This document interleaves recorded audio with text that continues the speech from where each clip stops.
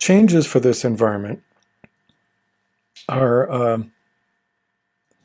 a little bit interesting in that we've rewritten the tasks file to be tiny and no longer needs modification per compiler.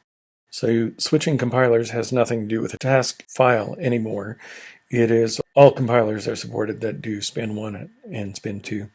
The way we've done this is upgraded the extension to do interpretation of which compiler is selected, to track compiler installs, and things like this. So let me get started. What we've done with tasks now looks like this, and it's a little bit more comprehensive, but basically it has compile P2, it has compile top P2, and download P2, and that's all there is. Download P2 and compiles these, while they say P2, they actually work for both P1 and FlexSpin, and P2, PNut FlexSpin, and PNut TS. So this is a single file, there's nothing more to it, and that never needs to be changed once this is put in place. The other thing we've done is remove the need for any key bindings. Those are now distributed with the extension, so you don't have to worry about that any longer.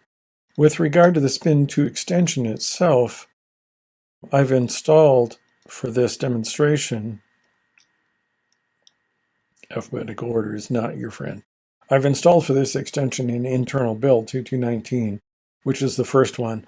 This tools extension will be released as 230. So that's what we're looking at. All right, let's go in and now look at settings and see what's new in the settings environment. So I've shown you user tasks, and I've shown you the keyboard bindings, and now we'll look at settings for Spin2. I'm going to look at Spin2 toolchain configuration. There are two new entries, toolchain configuration and build environment. Build environment is only used at one runtime and is not meant for user manipulation. It's just here because of how I recorded the settings in the background. It gives you a chance to view things if you need to, but you can really view it in the settings.json file, which you see right here. I've got the directory expanded. So let's take a look at what these settings mean. I'm going to go back to the front. Toolchain configuration starts out with which compilers it's recognized. When you're first installing the compilers and you're setting up your environment with a new extension, you want to make sure that all the compilers that you have installed are showing up here. And these are the three that we have supported, and these are the paths they're at. I'm not expecting you to use add item. I can't control whether that's visible or not, but that's here. When you select one of these compilers, you're going to use this name and type it in here. And so I currently have TS selected. That's just what that means. You'll see other settings in here now for enabling debug. This is the debug statements, the Spin2 debug statements. This is enable listing output. This is FlexSpin support, and it does debug statements a little bit differently. It uses gbreak, or it's going to use just G for printf if you want the printf for instead of the standard debug output. Enable Flash. This is download for Flash, and you saw enable debug. Let me go through these and I'll explain a little bit more. Well, no, I'll just show you right now. So you have enable debug and you have Flash. If you look, if you select a Spin2 file, you'll notice that Spin2 shows up with a debug setting here and download to RAM. And you change these just by clicking on them. So you don't need to go in settings and toggle those. They're more frequently set, so I didn't want us to go into settings to make the changes. And also, when you have a plug connected, a prop plug, it'll show up here. If there's only one, I automatically select it. If there's more than one, you click on here and select which one you want to route to. That's all recorded in the settings. So let's go back to settings now. And now we see enter download, terminal after. FlexSpin automatically starts the terminal listener, load P2, and this just controls that behavior. I'm expecting that PNut TS will also have this built-in behavior. I don't have that functional yet. That's for next month. Okay, so what else do we have? FlexSpin defaults to 23400. If you want to drive load P2 at a different value, you can set that here. Okay, when we auto-discover where the tools are, they're filled in here. So when you switch compilers, I don't have to go back out and rediscover. They're already known. So you can see where they got installed. Also, when you have prop plugs at runtime, it starts up, it discovers the prop plugs, and it'll show you what the device name is and what the serial number is. Then which one you have selected is by the picker, and that's just recorded here as well. That's pretty much all the settings. That's pretty much all the settings we need to look at for now. So let's go back and watch a little bit, learn a little bit about how this works. So when you're selecting a compiler, I build runtime options here, so when we run the tasks, that the values are pulled from here. And sometimes there's a little bit of processing to build the final values that are used by the scripts, but that's automatic.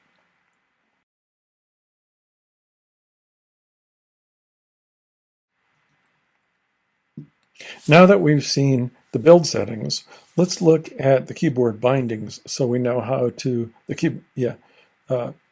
so we know how to invoke compiles and builds. And so what you'll see here is we have new ones. Download we have here as on Windows, it's Control-Shift-D or F11. Compile top level is T, and compile current file is C. So we have these new commands for downloading. With the USB support built in, I had a test program out there so I can generate a listing of what prop plugs are being found by the system. I left that in. This is totally not useful. Not very useful, but you can run it and see what debug report I generated. It just lists the USB devices out there that are serial ports. If you have a problem with anything, you can always use this and then send me the details if you see problems. Anyway, here's our standard indent outdent and our standard rotate through overtype and align, rotating through overtype, align, and insert. And then here's the command to select a device when you have more than one device. Here, toggle between insert and align. And this is the command keystrokes to toggle debug enable and flash enable. Again, you'll mostly just click on the controls, but there are keystrokes for that. So the rest is known already. Generate and insert dot comments, insert the tab stop horizontal line, generate the documentation file, or generate the hierarchy report, which you saw in one of the last releases. So that's our entire new set of keystrokes. This is slightly different on Linux versus Mac versus Windows. So on your machine, go out and visit this and make sure which command key sequences you're going to use. It's pretty easy though. Now that we've seen that, let's go into playing with the code. Okay, so now we are currently, really, thank you, Steve. We're going to set up so we can see things that we're doing. Right now we have PNut TS selected as the compiler. I can see that right here. And I can see that if I'm going to do a download, it's going to download, since I have BlinkPASM open, it's going to download the bin. So let's see what a compile looks like. Now, this is a Windows machine, so it may take a little bit. I'm pressing Control-Shift-C. And it should bring the terminal window up. Sorry, I had old things loaded. Okay, so there you see the terminal window and the new PNut TS running. And it's going to run with initial lines. I patterned it very closely after FlexSpin, so those of us using FlexSpin or PNut TS we'll know which compiler is running, who built it, what version we're running, and when it was last built. I'm just trying to keep that. FlexSpin taught us how things should look when we're running command line, and so I'm just using the same pattern. Thank you, Eric. If I wanted to turn on listing files, then the listing file that was generated will also be listed here in the output. if I want to download this, let me reset to Flash.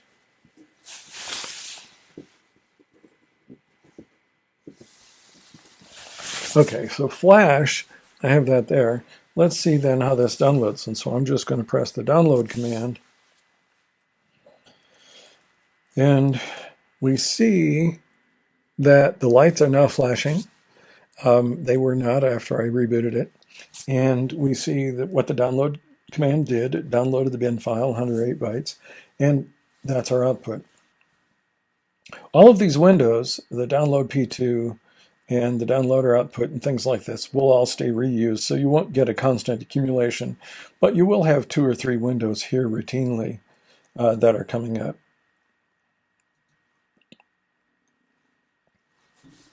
So now let's switch compilers and go to FlexSpin and see what that looks like. Download, let's cut over to FlexSpin. And we're supposed to type it in like this. And so now you see our settings cut over to FlexSpin the way there should be. And it's discovered all the tool pieces parts, and so we'll see them here momentarily do the update.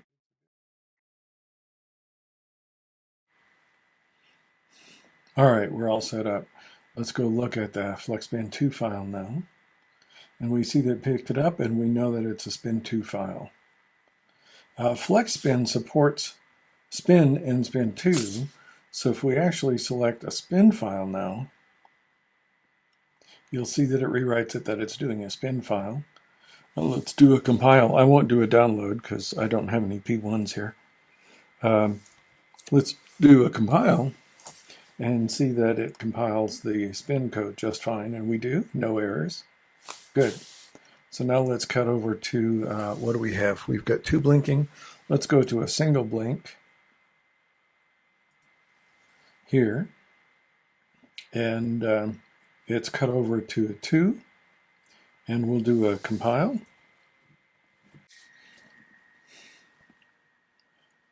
And there we have the compile, and it looks good. Now we'll do a download. And what I'd expect to see is the P2 go to a single flasher, right? If it's working.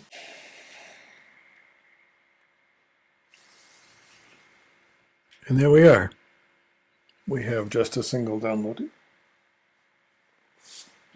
And now let's go to downloading Flash. And you'll notice it creates the download the way it should. Let's cut over to Flash both though. Let's go to PASM.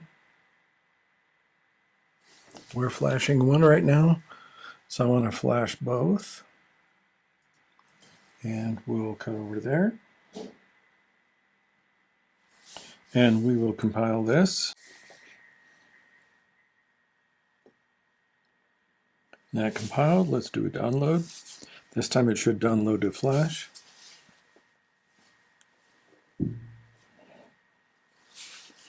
And we see that it's blinking both. And I should be able to press the reset.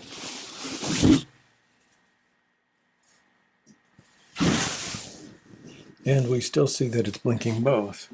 Now that we've seen that, let's go back and select PNut.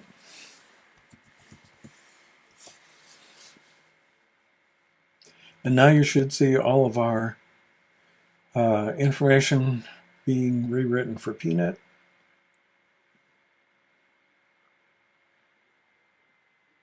And there you are.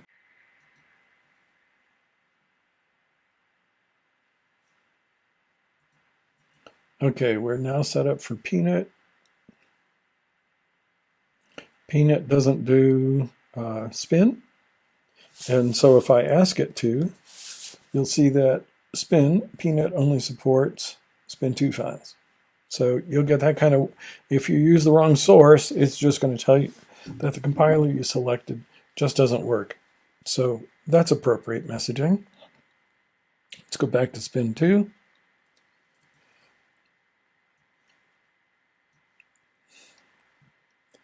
And now I'm going to compile this with PNut.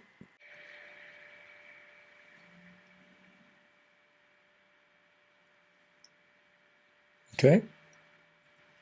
And then let's download it using PNut. And you see that I have no blinking lights. And there you can see it's downloaded. So that's how our compiler works. This concludes the demo. I hope you see that this is a little bit easier to use than switching compilers. FlexSpin will automatically understand loading to Flash, loading to RAM, and compiling for P1 and P2 spin. This extension is not meant to be for anything but simple projects. When you begin to do things like loading regions of memory with different source files and things like this, I'm not expecting to add any kind of capability to this extension. This is for beginners and intermediate people who are just doing standard Spin2 or Spin1 projects with standard loading. More advanced projects can use makefiles or scripts, whatever you want to do to build them. I'm not planning at this time, at least, to take the Spin2 extension to support those kind of builds. Anyway, this has been my demo. I hope you're liking where this is going, and I'm expecting to release this capability next week for FlexSpin and PNut. Thank you.